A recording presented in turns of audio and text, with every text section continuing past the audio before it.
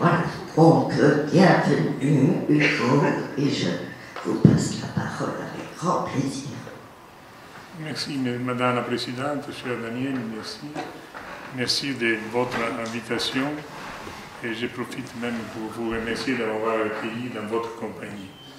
Et je voudrais bien m'excuser pour mon français et qui m'empêche de dire ce que je veux dire de temps en temps.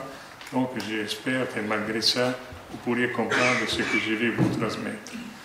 L'idée, c'est que la neurobiologie, c'était une discipline qui était un mouvement continu. Et donc, pour connaître ce qui se passera en futur, il faut regarder en arrière. Regarder en arrière nous permet de comprendre exactement ce que c'était les étapes du développement de la discipline. Je vous rappelle qu'à la fin du XIXe siècle, on n'avait que la neurophysiologie et l'anatomie clinique pour comprendre les structures et les fonctions du cerveau. Par exemple, le diagnostic d'hypertension intracrânienne reposait seulement sur l'ophtalmoscopie pour démontrer l'édème papillaire.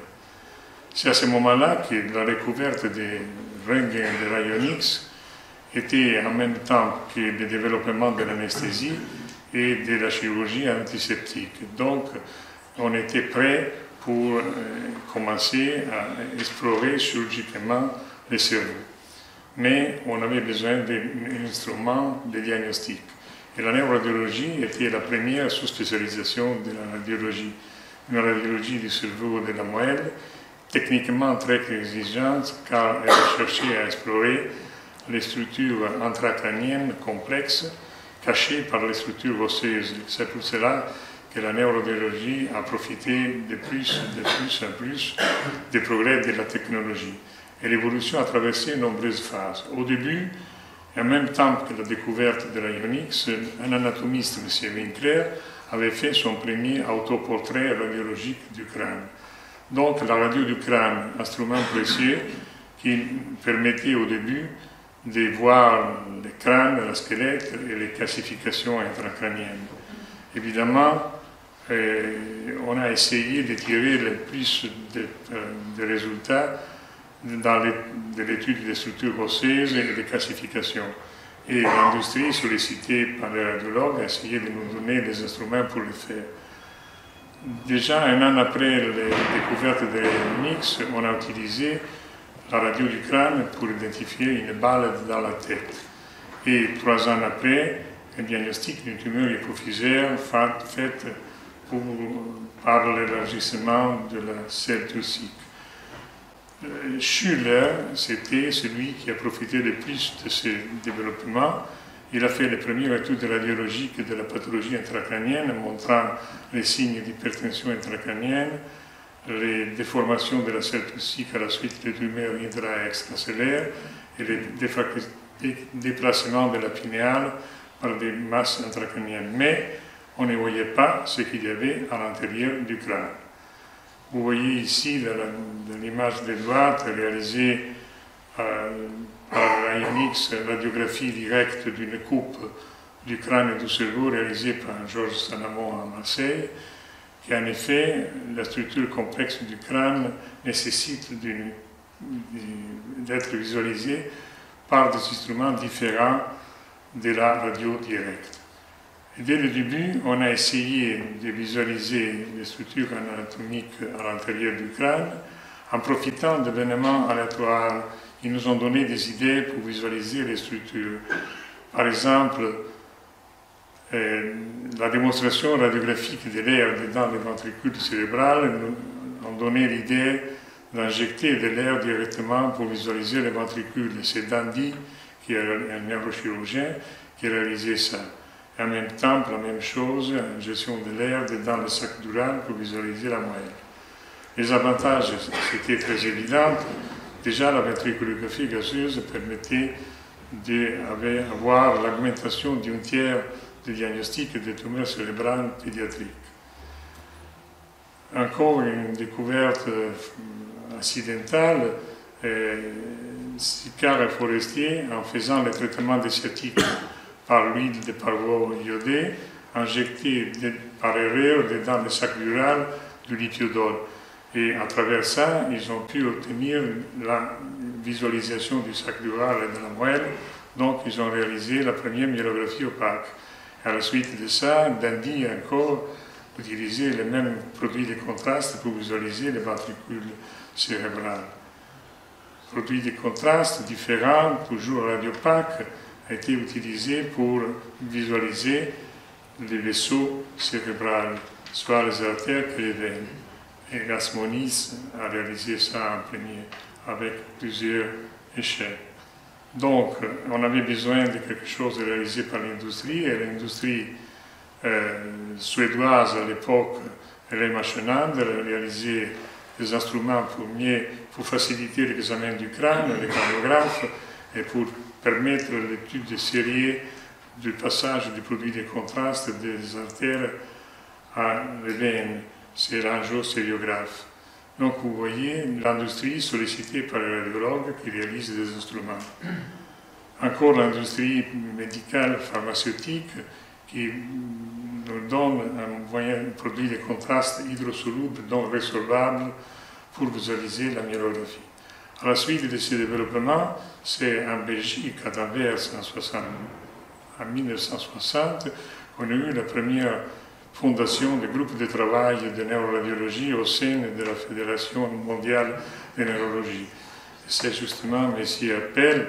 Lucien Appel, qui nous a permis, c'était celui au début à votre droite, qui nous a permis de commencer à travailler dans ce contexte mondial comme neuroradiologue. C'est à peu près à ce moment-là que j'ai pris mon diplôme de médecine à Rome en faisant une thèse sur les anévrismes cérébrales, en collaboration avec le professeur Guidetti, neurochirurgien de Rome. Et à la suite, j'ai commencé à travailler en neuroradiologie dans le service de l'hôpital d'Ancône. Vous voyez là à gauche le craniographe de Lichholm, qui était celui avec lequel on faisait les études du crâne et l'encéphalo-gazeuse. Encéphalo-gazeuse qui est réalisée, comme vous voyez dans cette image, par un neuroradiologue qui fait des actes chirurgicaux, comme moi, qui à ce moment-là, je faisais la fonction lombaire et l'injection de l'air dans l'espace sous-arachnidien, comme on faisait la ventriculographie, comme on faisait l'angiographie. Toujours des actes chirurgicaux utilisés pour visualiser avec produits de contraste les structures intracérébrales et intradurales. L'industrie répondait à nos demandes en créant des appareils qui étaient très performants et très compliqués, comme par exemple celui-là, qui était le maximum de complications, c'était le neurocentrique, c'est réalisé par la CGR en France sous demande de M. Boris, neuroradiologue de Saint-Pétrin, et pour faciliter l'exploration des espaces sous-arachnidiens avec la technique du somersaulting. Quelque chose de très compliqué qui nécessitait d'appareillage très coûteux, et donc c'est pour cela que la neuroradiologie s'est développée surtout dans des pays suffisamment riches pour assurer des investissements. Donc on a eu l'évolution de la neuroradio, l'enfance, l'adolescence, la maturité, les premières étapes d'études directes du crâne, la contrastographie, et tout d'un coup, dans les années 70, on a eu une révolution.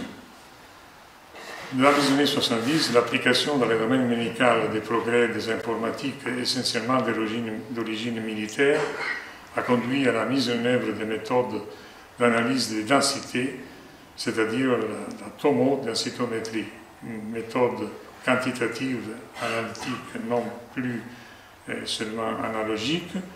Et c'est le début de la troisième période au cours de laquelle les radiologues disposent des appareillages qui ne sont pas réalisés à la suite d'une demande radiologique, mais qui sont développés par l'industrie, une industrie qui souvent n'était pas médicale, et après utilisée et améliorée en étroite coopération entre l'industrie et les neuroradiologues qui donnaient leur connaissance de l'anatomie, de la pathologie, de la physiologie, de la clinique.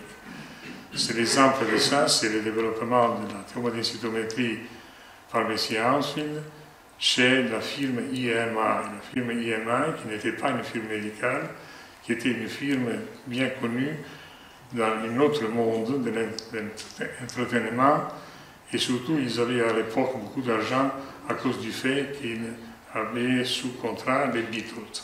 Donc avec l'argent des Beatles, ils ont développé la recherche qui nous a donné un outil extraordinaire. Outil extraordinaire, l'hémiscanner Mark I, avec lequel on a pu voir et visualiser pour la première fois directement les changements de densité à l'intérieur du crâne et du ventricule, comme par exemple cette image qui montre l'hémorragie intraventriculaire gauche, sans produit de contraste, seulement à travers la mesure des variations de densité à l'intérieur du crâne. C'est donc une méthode révolutionnaire.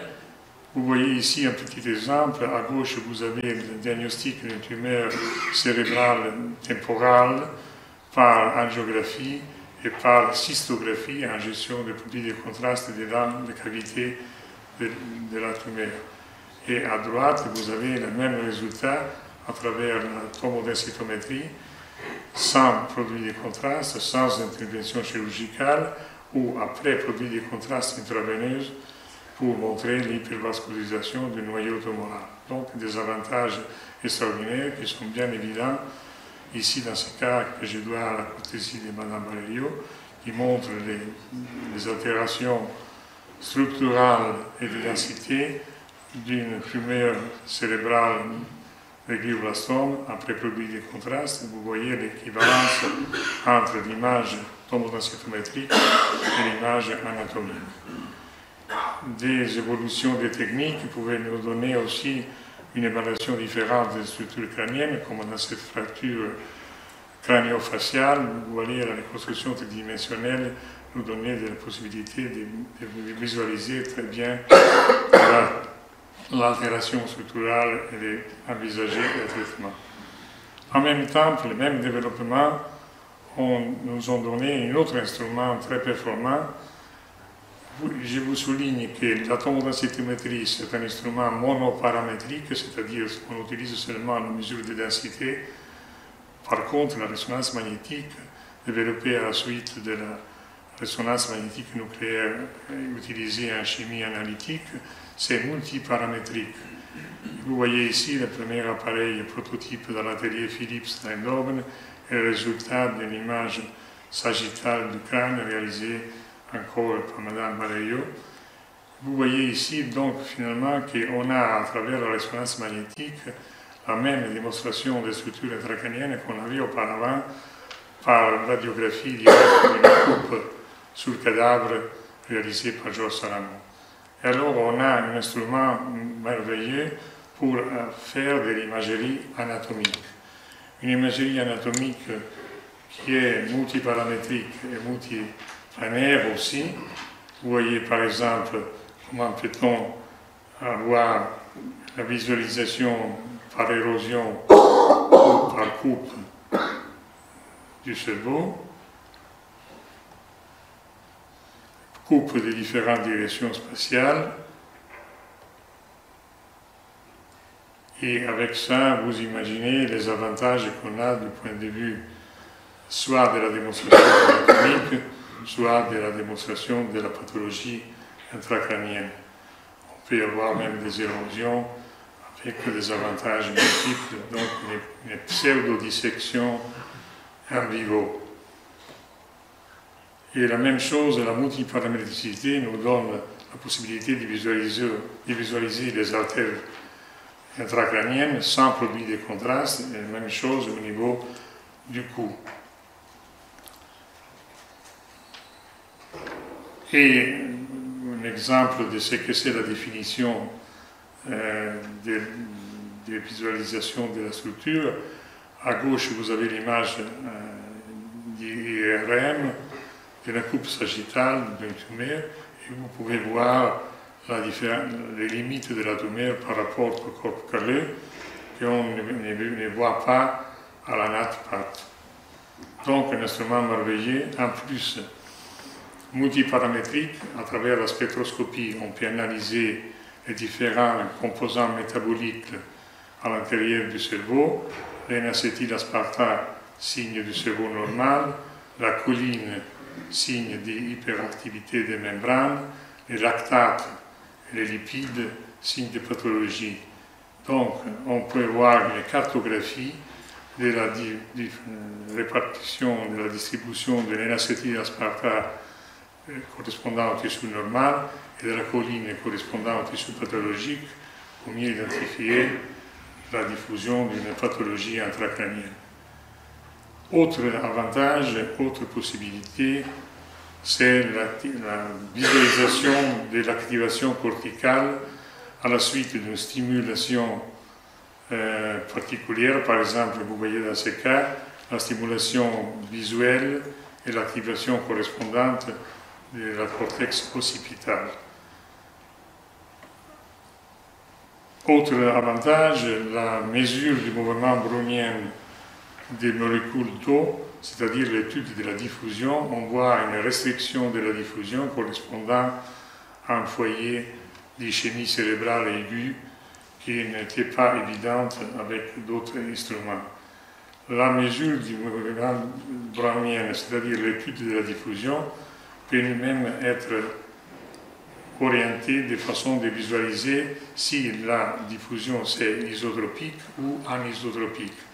Et la diffusion anisotropique, c'est-à-dire à la suite de membranes qui dirigent le sens de la diffusion de l'eau, nous permet d'identifier les structures qui correspondent à ça, et à travers l'imagerie du tenseur de diffusion, avoir la visualisation des différentes directions des structures de la substance blanche avec un codage couleur, comme vous voyez ici, ou mieux encore avec une étude tridimensionnelle de la tractographie, c'est-à-dire le suivi de la fibre du tenseur de diffusion qui identifie la direction principale des façons des fibres. Et la visualisation tridimensionnelle obtenue avec la reconstruction des trajectoires, avec les techniques de tractographie, nous permet de voir, comme vous voyez ici, les faisceaux de la substance blanche, comme on pouvait les visualiser en étude anatomique d'érosion. Alors vous voyez ici, par exemple, les corps calés en vert et les voies pyramidales en rouge. Donc vous imaginez les avantages de voir une démonstration des structures, des fonctions, de plusieurs paramètres, sans des actes invasifs, sans risque pour les patients, qui ouvrent plusieurs possibilités extraordinaires, soit de recherche et de diagnostic pour toute la pathologie du système nerveux.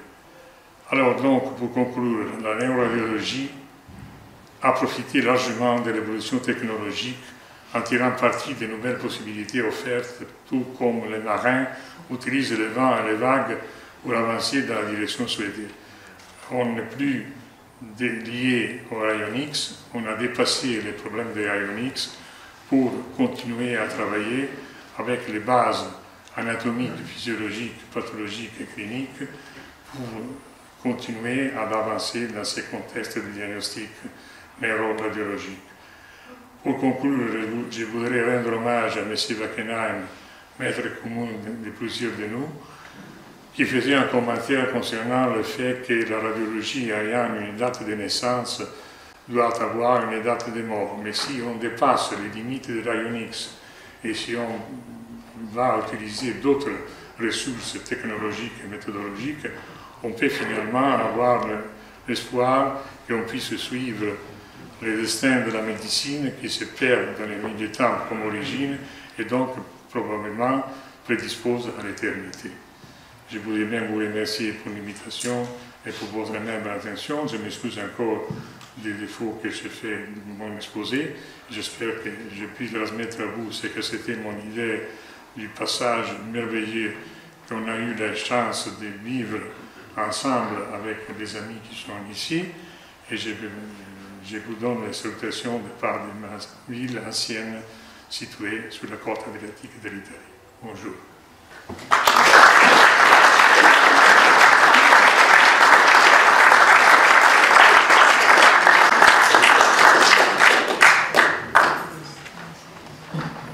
Merci beaucoup, Monsieur Salvoni.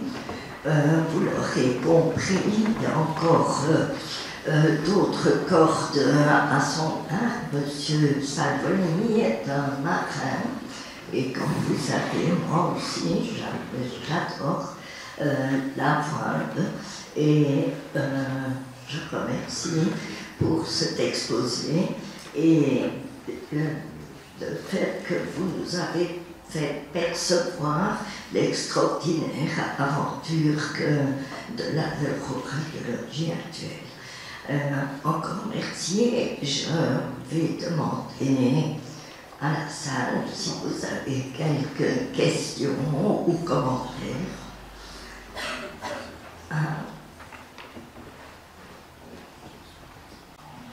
Monsieur Salvolini, merci pour cette rétrospective. On se rend compte effectivement que vous avez vécu une véritable révolution, ça a complètement changé votre discipline. Que voyez-vous dans un futur relativement proche? Outre, bon, bien entendu, les progrès de l'informatique, de la rapidité de la capture de ces images et donc de la possibilité d'avoir des informations, j'imagine, de cinétique. Mais outre cela, à votre avis, qu'est-ce qui peut encore se passer? Bien entendu, les révolutions sont généralement peu prévisibles. Le problème, c'est là, exactement. Le moment où j'ai commencé mon activité, je n'aurais jamais imaginé d'arriver à un diagnostic sans rayon X, un diagnostic sans ponction lombaire ou sans des actes chirurgicaux. Après le scanner, tout le monde avait cru d'être arrivé au maximum. Donc on n'avait jamais imaginé qu'est-ce qu'on pouvait avoir avec la résonance. Et maintenant, avec la résonance, on n'avait jamais imaginé la tractographie, on n'avait jamais imaginé les fonctionnaires. Donc le développement, c'est une courbe, un centre très très vite, très rapide. On ne peut pas imaginer on va avoir, non pas dans le futur, mais dans les mois qui viennent. Donc j'espère que tout sera encore une fois pour mieux travailler, dans l'intérêt du malade et pour faciliter le développement de la science. Maintenant, la neurologie, c'est plus près des sciences neurologiques que de la neurologie. Donc je crois qu'on est dans un changement total. Oui, si je puis ajouter un commentaire, je pense que à la fin de ma carrière, lorsque je regarde rétrospectivement, je me rappelle de la séance inaugurale en présence de Sa Majesté la Reine Fabiola pour inaugurer cet appareil merveilleux que vous avez vu qui permettait de faire une encéphalographie gazeuse. Donc vous avez compris qu'on ficelait le malade sur une chaise, on l'endormait et puis on lui faisait faire des cumulés, etc. Je pensais à l'époque être à la pointe du progrès parce que c'était la première machine installée en Belgique, etc. Aujourd'hui, on ne fait plus cela. Donc, ce que je dis toujours à mes étudiants, je disais toujours la seule chose dont je suis certaine, c'est que ça va changer et qu'une technique d'aujourd'hui va être dépassée par une autre. Et donc, radiologues, ne devenez pas des spécialistes d'une technique parce que vous risquez de mourir avec. Je pense qu'il faut surtout souligner le fait que ce qu'il faut garder, c'est la connaissance de l'anatomie, de la pathologie, de la clinique. Et à travers ça, on pourra travailler avec n'importe quelle méthode. Je me rappelle que M. Ruggiero, à l'époque, quand le scanner est arrivé, disait « c'est toujours difficile de voir et supporter la mort d'une amie ». D'après une encéphalographie gazeuse, dans laquelle il était le plus maître. Y a-t-il d'autres commentaires? Oui. Merci pour votre très bel exposé. Je me souviens quand j'étais tout jeune anesthésiste en formation, on faisait des encéphalographie l'encéphalographie gazeuse chez les et on injectait du protoxyde d'azote au lieu d'air, ce qui permettait d'assurer l'anesthésie générale avec l'inhalation de protoxyde d'azote et d'éviter les échanges d'air-protoxyde d'azote qui auraient été préjudiciables. Est-ce que cette technique d'administration de protoxyde d'azote au lieu d'air pour l'encéphalographie gazeuse s'est généralisée? Non, car c'était vraiment trop difficile du point de vue de l'assistance. On nécessitait, comme vous avez bien dit, de l'assistance d'une spécialiste de réanimation et anesthésie, c'est que malheureusement on n'avait pas souvent. Donc c'est pour cela que c'était une technique merveilleuse, mais utilisée dans des situations très particulières. Je voudrais ajouter, puisque je vois dans la salle Madame Arlette Van der Steen avec anesthésiste avec laquelle j'ai fait d'innombrables encéphalographies gazeuses, mais effectivement, c'était l'anesthésiste qui nous donnait l'air, parce qu'il était démontré que cet air était résorbé plus rapidement et que les céphalées parfois épouvantables que les patients après étaient diminués. Oui. Je suis aussi anesthésiste et je suis une élève d'Arlette et je suis très heureuse d'être parmi vous aujourd'hui. Et je voudrais vous remercier, vous tous radiologues, d'avoir permis de montrer que l'hypnose était une entité à part du sommeil, de la relaxation, etc., grâce à l'IRM fonctionnel et les études qu'ont fait des anesthésistes en collaborant avec des radiologues. Voilà. Vous voyez un des avantages des fonctionnels, par exemple le fait qu'on peut voir chez les sujets en coma si le cerveau encore répond ou non. Vous avez ici en Belgique un des centres plus performants sur ces domaines. Ils ont eu des résultats extraordinaires en montrant que les comas soi-disant dépassés n'étaient pas du tout dépassés. Ils avaient encore une activation corticale qu'on pouvait démontrer seulement par les fonctionnels. Donc vous voyez les avantages tout à fait inattendus qu'on peut avoir. Donc, tu mentionnes M. Stephen Dorens, qui est membre de notre académie. S'il n'y a plus d'autres questions, remarques, il me revient de remettre d'abord le diplôme que M. Salvolini n'était pas encore venu chercher, puisqu'il est membre étranger de notre académie, et donc la médaille de notre académie, mais plus pratique et peut-être plus souvent portée, c'est la cravate, parce que notre secrétaire perpétuel nous a fait confectionner des cravates à effigie de l'académie et une petite lecture concernant ce magnifique palais. Encore merci.